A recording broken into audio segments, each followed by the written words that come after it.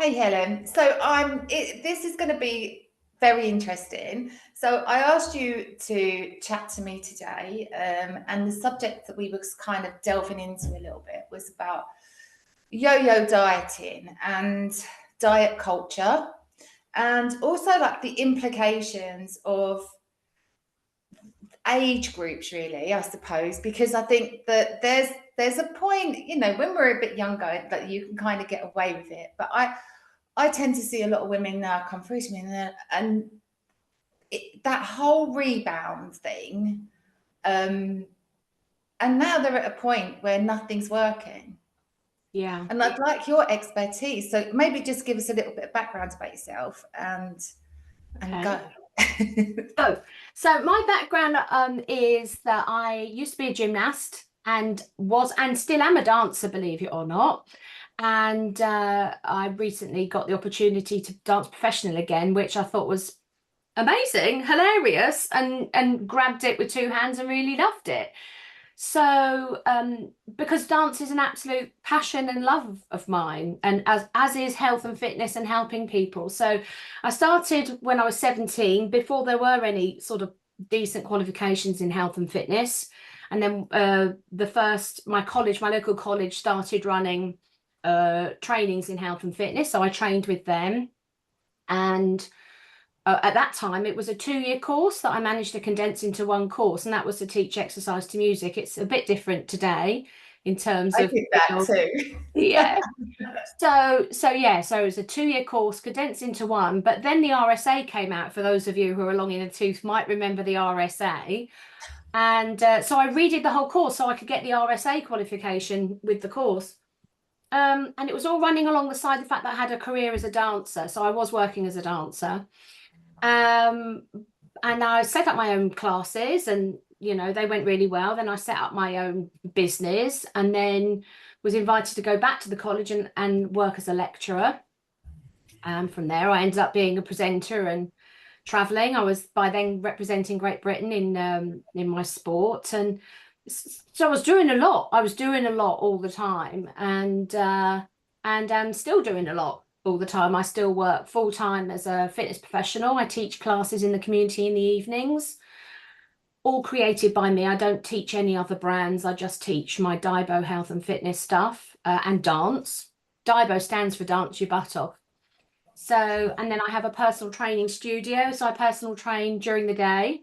Within the personal training, I also work with NLP, life coaching and hypnosis, but also gut health. I work a lot in gut health and sports injury rehab, prehab, mindset. I've got a beautiful, diverse range of men and women, mainly women that I work with, some elite athletes and some grandmothers, and everything in between. It's glorious. I love the mix and the variety, the human person, the whole person. So you must come across women the same as I do, that again are in this kind of midlife point where they have tried all the diets, they have done the slimming world, the restricted calories, and as I say, you said you studied nutrition too. So what sort of implications how do you implement changing their mindset? Well, I think I start from a position of empathy, because I think we've all been there and done that. I've come. You think about how society has changed its idea of what the ideal female image and body is. You think about Twiggy, you think about Marilyn Monroe, and they were literally only sort of 20 years apart in terms of fashion. And women can't change their bodies genetically. They can you can only alter your body to a certain extent by exercise or cosmetic surgery. But women have been trained for decades to be dissatisfied with the shape they have if it's not in fashion. At the moment, the fashion is the fake look, I think, is what it's called, which is a very distorted image compared to the natural body. So I think the starting point really for women is understanding, listening to them, and understanding and empathizing and recognizing the pressures that they're putting on themselves and maybe external pressures. So that's just on a body image side. But then also listening to them about their lives, about the pressures that they're under. So women of our generation are the women who've got maybe elderly parents that we're trying to look after, have them in maybe nursing homes, that transition. But equally, you might have teenage children yourself.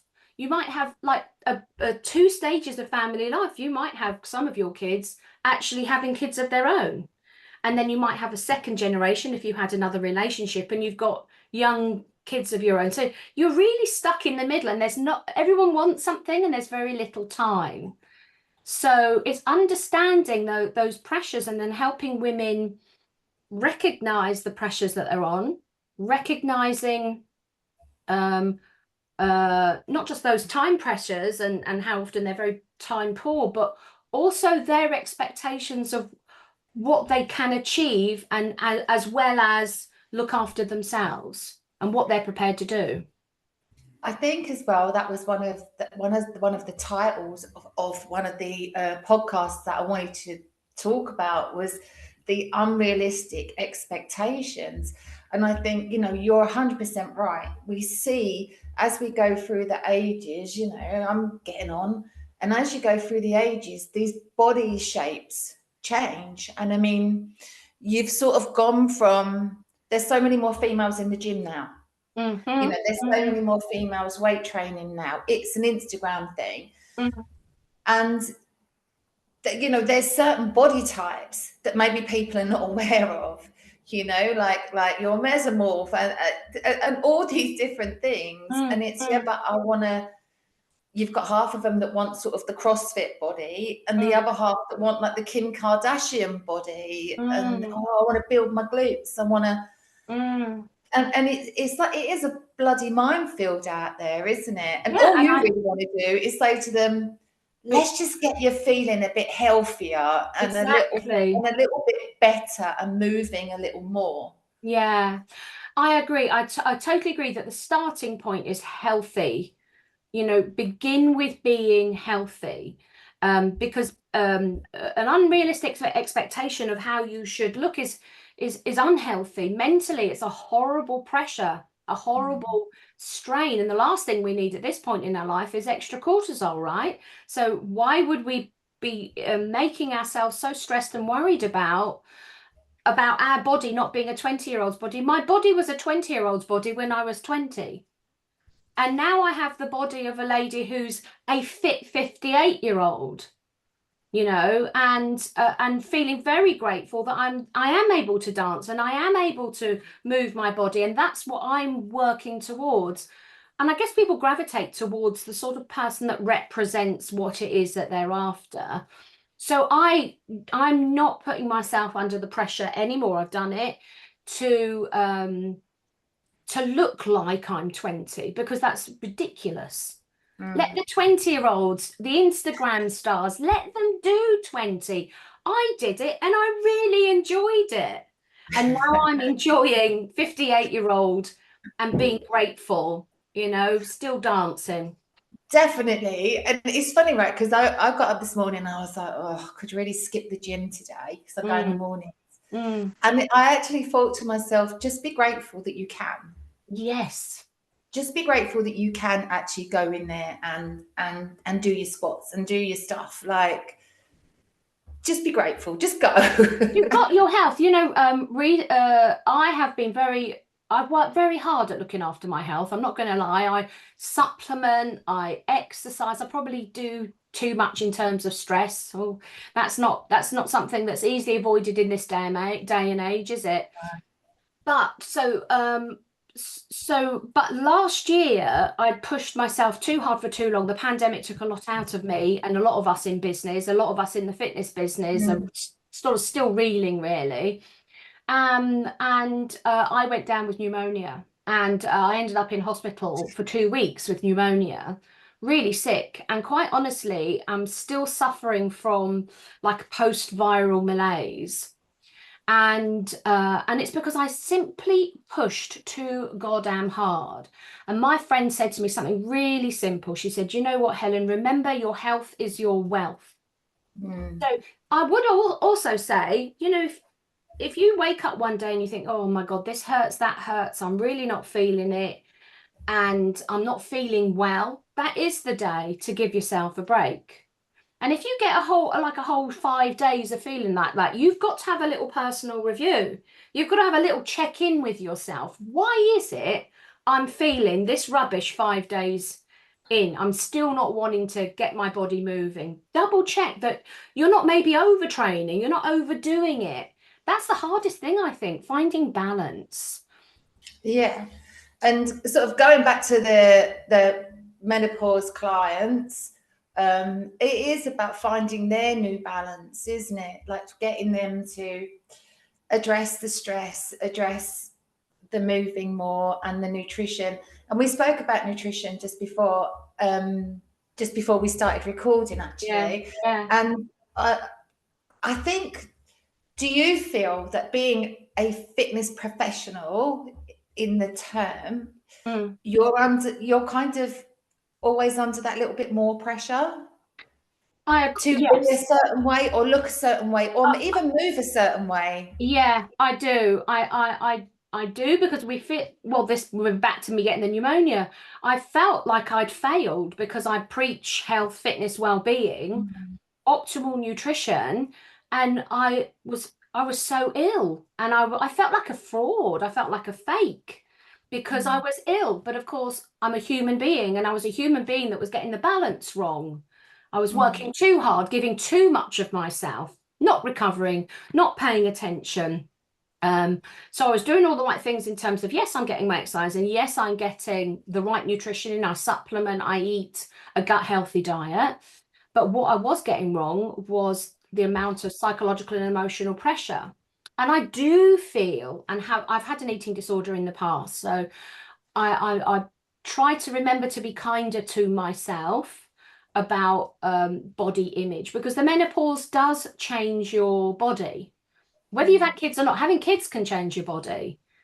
You know, it's interesting, isn't it? Because there are some women out there that will want to do everything they can to create the figure that they want. And it's about the figure that they want rather than what they can do with their body. And so that, you know, this is where maybe the cosmetic surgery will come in. This is where the extreme diets will come in. This is where because overtraining is a form of abuse.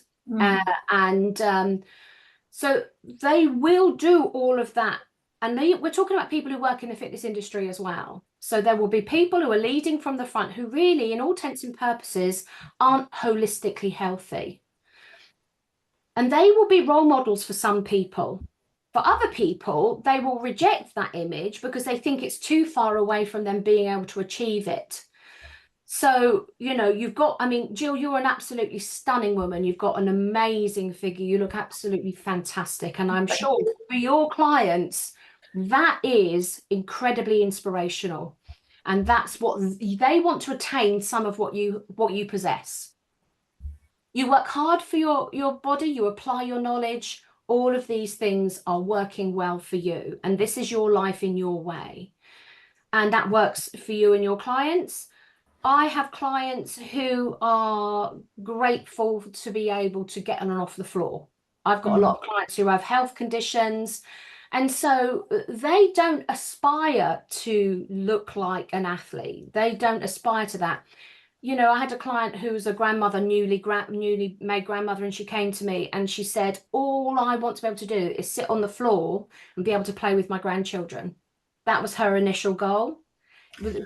Nothing about her figure, nothing about her shape. Having said that, though, she spends a whole session moaning about her figure and her shape and a big boob. I had a client come to me saying exactly the same thing. Mm, Um, again, grandmother, she couldn't get off the floor. mm, She'd gained quite a lot of weight, had quite a few problems, and we put a plan together for her just to get her, like, maybe. And all it was really was just to elevate her step count just a tiny bit to start off with. I'm a great believer in meeting people where they are and just adding a tiny percentage to make them feel better. She wouldn't bleed and do none of it.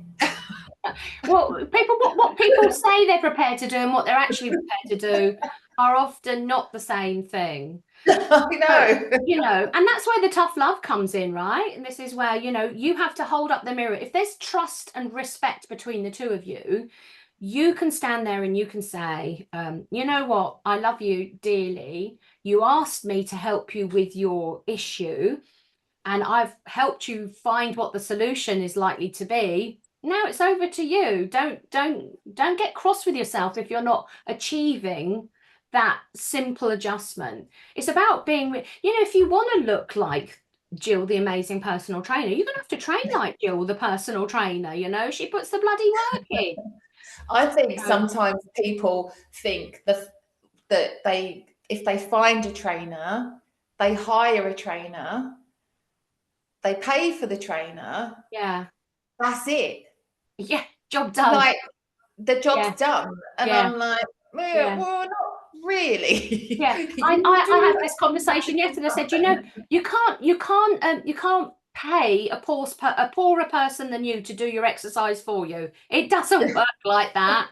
You know, I'm not going to go and you know, they have to do the exercise. Me doing it for them, or even talking about it. You know, I think you can't just talk about it. You actually have to action the talk. Yeah, that's the hard bit, isn't it? Well, it's about really as well, isn't it? Honesty, self-honesty, as well as being honest with your client. You know, I had a client who would hand over her food diary. I always say, can we have a plan rather than a diary? Because you know, a diary is history. Let's talk about preparation and planning and getting organized and ready with you know, eating the right food at the right time. But she'd hand over her food diary and it was clearly a figment of her imagination. It really was. So I put an end to our working together. You know, I just felt that, you know, the time that she was putting in wasn't providing her with the results. So I said, right, go off, have a little think about it, trying to put into practice what we've been doing together. And it's not a case of never darken my door. It's about when you are ready to actually put into practice what I've told you, then we'll get back together again. So she came back for her pre-session sort of chat. And I said to her, so she said, well, you probably knew that my food diary wasn't honest. And I said, And she's like, well, no, how did you know? I said, because I got eyes. I could see you weren't doing it. You know, so she's like, yeah, well, fair enough. But interestingly, despite that, what she said, what she wanted, her belief that she could achieve it, no matter who she worked with, I asked her, on a scale from 1 to 10, how successful do you believe you're going to be in terms of achieving this goal? And she said, about 1 out of 10. And I said, you know what, you're probably right, because if you think it's only going to be 1, you're only going to put 1's worth of effort into it, because you want to be proven right. You know, there's a difference between a dream and a goal. You know, 100%. You're dreaming and you can make this a goal and you can achieve, but your goal has to be about what it is that you want to achieve. And so she wanted to do triathlons, and her goal was just not to come last.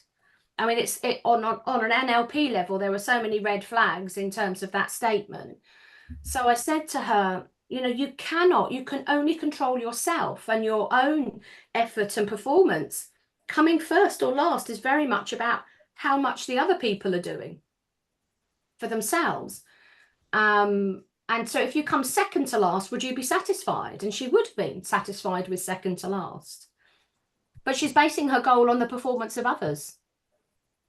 There's a lot to be said for believe, achieve, isn't there? True. I mean, you get an intuition when you've trained people for so long. You do sometimes get that intuition. And for some of my online clients, we start off with maybe just like some measurements, some pictures. And the ones that will not submit are usually the ones that won't commit. Right. Yeah, to they've got to it. face it. It's about facing your starting Mm, point, isn't it? Yeah. yeah, and It, I know it's hard, but you've got to start somewhere, haven't you? And so, talking about like the fitness industry as such, what it like because it is, I do think, especially at the moment, there is a minefield of information out there, yeah. and there's a lot to be. I don't know if you're in it, some of the Facebook groups, but there was a group kicking off last week about Joe Wicks, which actually did really make me laugh. Yeah. I know I shouldn't, but obviously he's at the forefront, isn't he? Like he's got such a big platform, Yeah. and he's now doing obviously his menopause coaching, Yeah. and everyone was kind of up in arms about it. Which I Mm. mean, I was just a bystander with my popcorn, listening to it all play out. But what do you think about all the information? I mean, Davina has done a good job. Davina McCall has kind of brought it to the surface, and it's created a lot of talking points, and it is a lot more out in the open. And maybe now maybe women feel more comfortable talking openly about it. But how do you feel it's kind of took a turn in the fitness world? I think there's a lot of meno caching going on at the moment, and maybe the finger could be pointed at Joe about him being a bit meno caching. He's a businessman. I mean, I think where he is brilliant is his ability to drive a business forward and make money. And I think the whinging that went on I was watching that post as well. If you're not careful, it sounds like sour grapes. It sounds like, well, he's successful, he's making shed more loads of money than I am, but I'm better than him, and that's what it sounds like, and it just sounds bitter. And I don't know if it helps get the message across at all. You know, I don't think he has his heart and soul in the menopause side of things. I think he's branched out into so many areas. He's a dad now as well, so he's focusing on family fitness as well, and he's moved away from his original stuff, which I think was aimed at people like him. And I do think when instructors stick with what they understand as an experience, they're living and breathing it, I think it's more congruent, definitely. So I see a lot of instructors, because it's a very competitive market. There are lots and lots of all types of fitness. When I started, it was literally just exercise to music in church halls, Mhm. So there wasn't that sort of range, and there wasn't all the private clubs, and there wasn't, yoga studios left, right, and centre, Pilates studios. There's so much range that the same number of people, I don't believe any more people are participating in exercise than ever were. I think they're just spread across many more disciplines and many more offerings. And so, because there's a lot more instructors, I think sessions are smaller. It's harder for instructors to actually cover costs, let alone make a living. And so I think that's why instructors are moving away from what is congruent with them. I've heard Lincoln say this many times, shiny new toy syndrome. Oh gosh, there's a new thing that, for it was about core training for a long time. Everyone talking about core, then they were talking about functionality, then they were talking about fascia, and then now they're talking about menopause.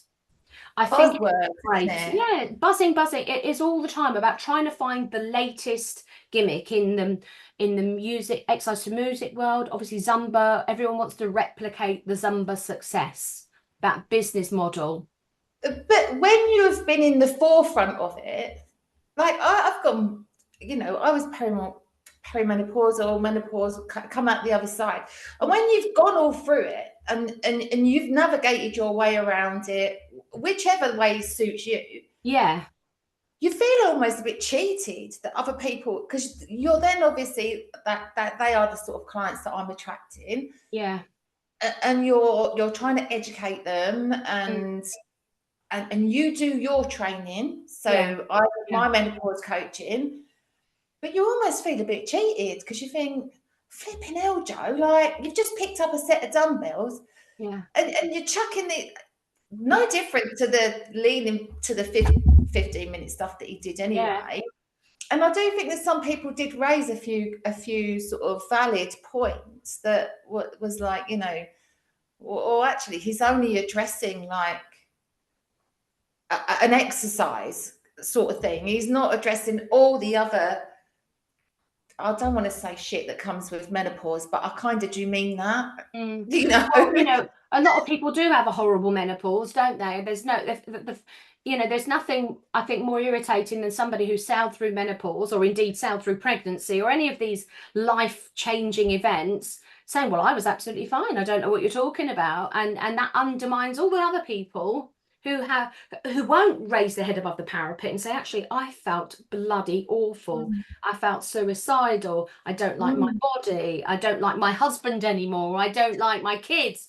And so I think we need to listen to everybody. I think mm, there will be a small minority of people who follow Joe, and why they're following him, because they know who he is, because he has mm, a massive platform. Will it work for them? Who knows?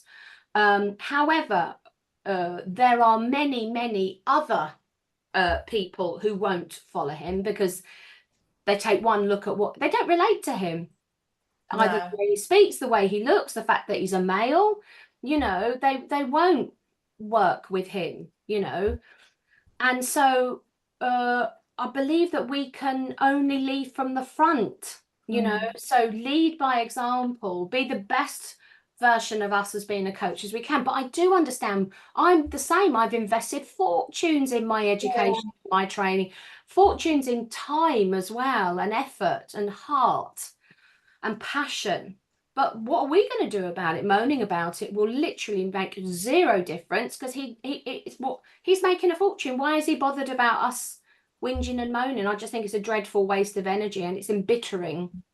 So, Oh yeah, definitely. It just started to sort of alarm me how many other people were kind of just jumping on that bandwagon, oh yeah, I like, know. and they had the solution.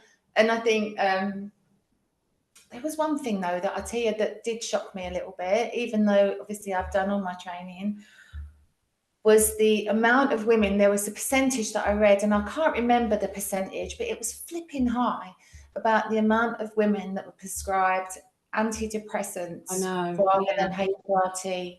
yeah, That did actually shock me quite a lot. yeah, Although I can see why, yeah. Because a you do hundred get percent, you I can can get see really why. depressed, but that's because we're not prescribing medics. That's because the doctors and the GPs had such minimal information and education about menopause, but they're the people who have got their hands on the drawer that opens the thing that gives that person a quick fix in 10 minutes. If the GP isn't up to speed on why women of this age are feeling the way they are, or actually they'll like recognize menopause, they just wouldn't know what to do about it, so they're going to deal with the immediate issue, and the immediate issue is a suicidal woman in front of them who's not able to function. So here, I'll take some of this. So we're back to treating symptoms, not causes. And I think the difference is that I have a client in front of me for a minimum of an hour, so you probably the same, and a GP has 10 minutes, and their knowledge is like really broad, whereas we've ventured specifically down specialist knowledge, but we're not prescribing medics. And for some women, they genuinely do need antidepressants to stop them from, well, just to help them function or harming themselves. But I agree wholeheartedly that the problem was they needed someone to sit down and talk to them about the rest of it. Yeah, it's pretty shocking though, isn't it? I'm shocked about many things at the moment. I really am. Yeah, and you really do have to pick your battles, right? Otherwise, you spend your whole time with your eyes like that, And yeah, it's disappointing. So the fact you talked about Davina before, about, I mean, she's jumped on the bandwagon as well, and I'm not doubting that she legitimately wants to help people. Initially, she wanted to help herself, and then she got I can't remember the name. I'm the same as you. I've got a menopausal brain, right? So I'm not going to remember names. I'm not going to. I Is don't even it? want to try it, quite frankly, because I'd rather remember information. So yeah, so she hooked up with a woman who's running a business, a menopause business. She is a doctor, but she's making a fortune out of being a specialist menopause doctor. Have you got some Mm. dogs jumping around? Are you all right? Yeah, they're all right. They're just having a nose out the Yeah, window. check it. You're like, yeah, I know. So Yeah. yeah, so she's menocashed as well, and why wouldn't you? I guess why wouldn't you? I have chosen to integrate menopause work because all my clients have got older with me. I mean, I've been teaching for such a Mm. long time, and most of them have been with me for the majority of that time. So we've been doing all the life stages together. So we Yeah. sort of all hit menopause at a very similar sort of time. So as I was getting better informed, because there was more information out there, because of the people like Davina who are driving the attention, which means businesses get involved because they want to make some money out of it. The HRT companies and people who make feminine products and bras and anti-sweat material. They're all thinking, oh, this is a business opportunity Yeah. for us. So that sort of drove the conversation forward, and I am grateful for that. But what I don't want women to feel to be medicalized by it. It's part of our life. It's part of our Mm. life's journey. Thank God women are talking about it, and hopefully talking to their men about it, because I know that people never used to talk about it, because in the same way, people never used to talk about periods or anything, down there, as it were. Yeah.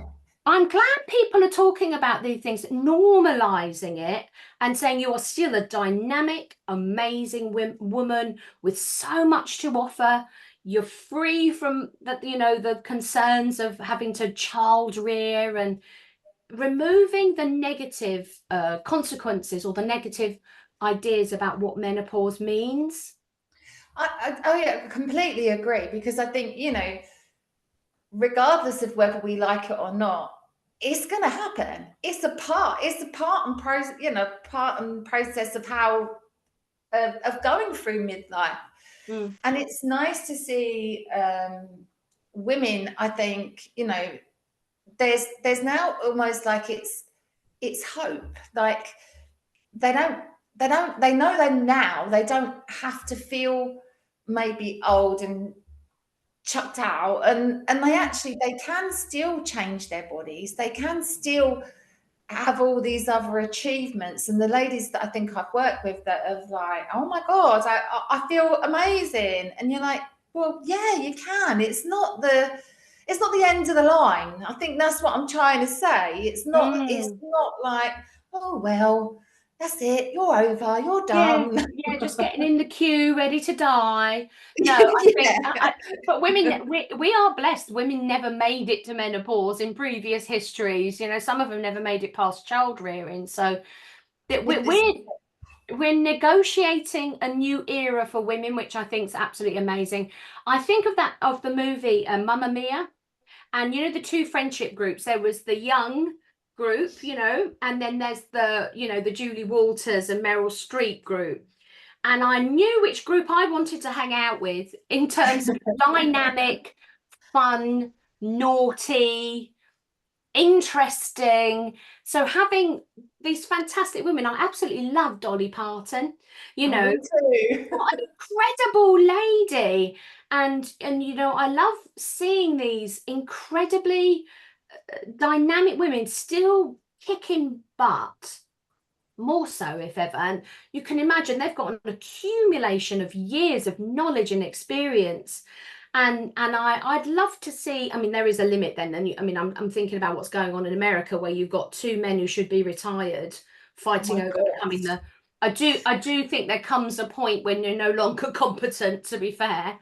I But think when you can't get a sentence out, I think that's your time to go. right, exactly. And like, so for us to be able to say, look, I can still get a sentence out. I can still, run a corporation. I am still very bright and I have loads to offer because I have all this life experience, and HRT has helped us with some of the physiological changes that impact our cognition and impact our energy and impact our joint health and bone health. So I didn't take HRT until I broke my finger doing something really innocuous, and so I spoke to the doctor, and she said, well, why, if you're 4 years past menopause, why do you want HRT now?